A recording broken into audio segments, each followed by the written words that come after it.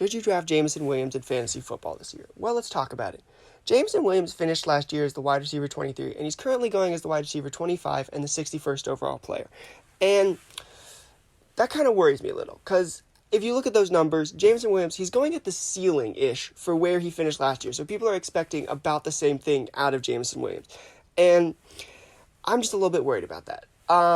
Jameson Williams is in this tier of wide receiver where they're all good players, but they all have significant drawbacks. Like, we're talking about guys like George Pickens, Chris Olave, Jalen Waddle. And for Jameson, his special brand of drawback is just that his offense is really good. The Lions' offense last year was probably the best offense in the league. It scored 70 touchdowns. It ran through people until the Washington Commanders ran through them. And now, coming into this year, it's changed a little. It hasn't changed a lot. Same quarterback, mostly same offensive weapon. But there is the loss of Ben Johnson. And for some players, I think that the loss of Ben Johnson, who was their offensive coordinator, probably should mention that, he went to go be the head coach of the Chicago Bears. The loss of Ben Johnson I think it'll hurt this offense a little. I'm not saying that the Lions are going to collapse. Some people are predicting, 9-8, miss the playoff type of season out of the Lions. I don't think the Lions are going to collapse.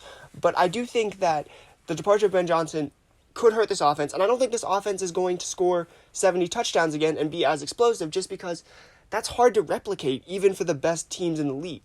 And I do think that this regression we see, whether it be Ben Johnson related or just general, last year was just such a elite year that it's hard to replicate that.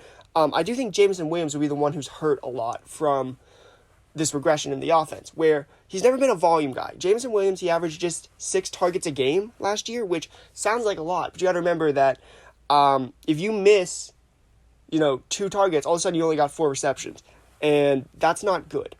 I think that guys like Amon-Ra, I'm not worried about, because I think that he is a much more, necessary part of this offense and much more established. Jameson Williams is the big play guy.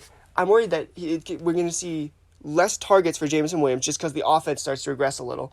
And because of that, he's going to become very boom bust, even more than he was last year, where it's either does he catch a 60-yard touchdown or does he end up with just, 2 catches for 50 yards, which still is 25 yards per reception, but that's only, 7 fantasy points if you play PPR.